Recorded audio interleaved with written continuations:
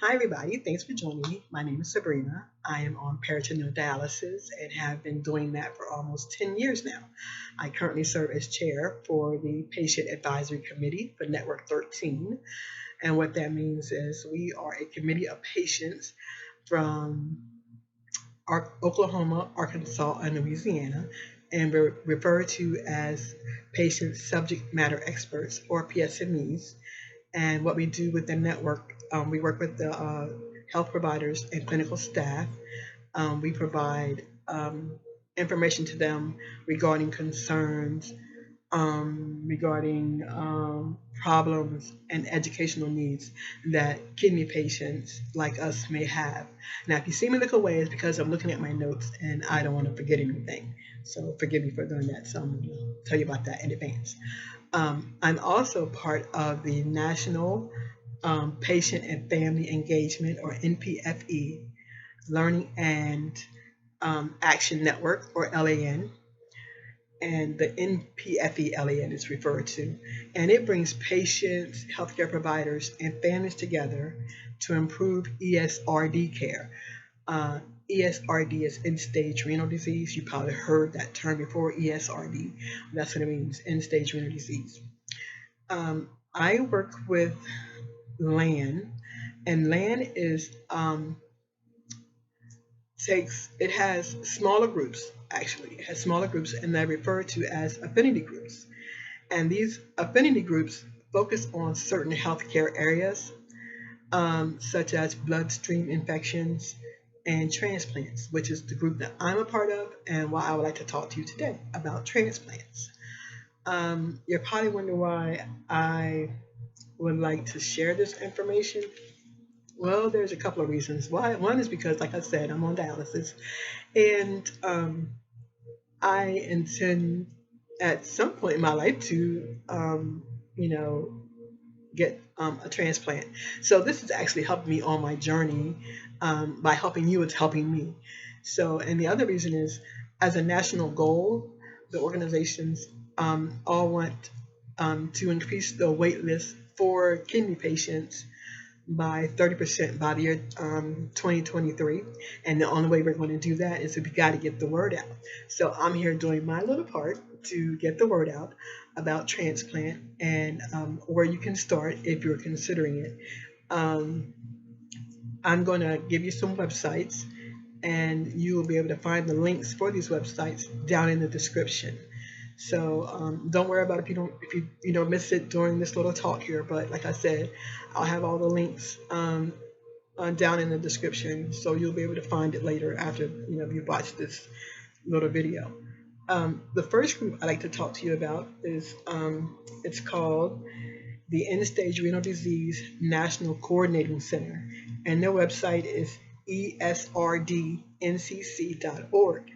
And the link I provide takes you to a PDF called Get the Facts.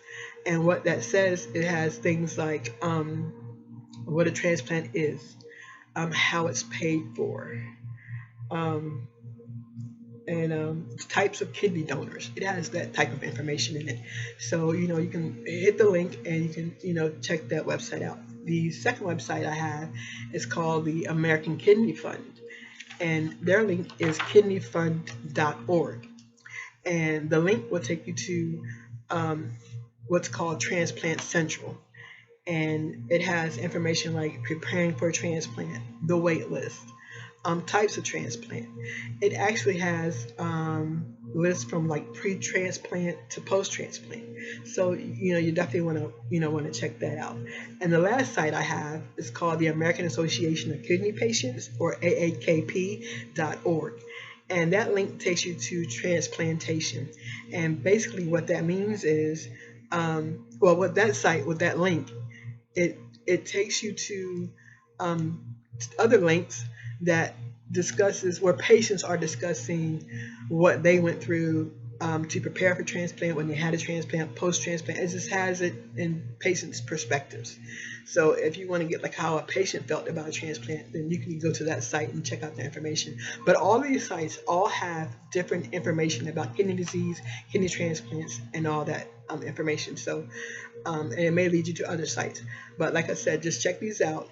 Get your pen and your paper. Write down any questions you have, any comments, any concerns. You write those down. Get a family member to sit with you in case they bring up something that you didn't think about. And you guys check out the website, check out the links, check out the information. And like I said, write it down. When you write it down, take it to your healthcare provider and present it to them and present the questions to them. And then, ask the questions. Don't leave until you're satisfied, with the answer. So just keep asking until you're satisfied. And you definitely want to talk with your healthcare provider. And because I'll say that because when I decided I want to get a transplant, I had to get my weight down. You have to be, so your weight has to be a certain, you have to be a certain weight. You have to be compliant with your medication, and you have to have your shots up to date, like pneumonia and flu. They have to be current. So, I mean, there's things that you have to do, before you even get, considered for a transplant. So I guess it's like pre-transplant.